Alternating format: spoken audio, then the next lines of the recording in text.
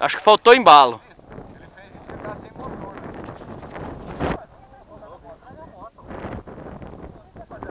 A moto tá indo sozinha.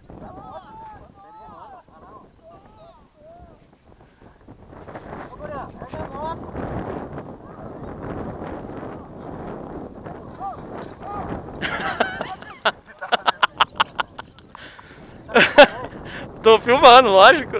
Ele tá dando uma surra na moto, coitado.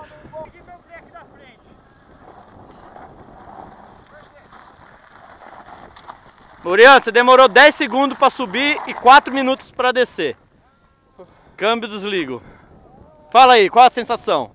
Arrependimento. É... Quebrei meu breque, agora eu tô fudido. Só não subi por causa do retentor, senão eu subia. É, tá bom. A Miriam vai ficar sabendo disso.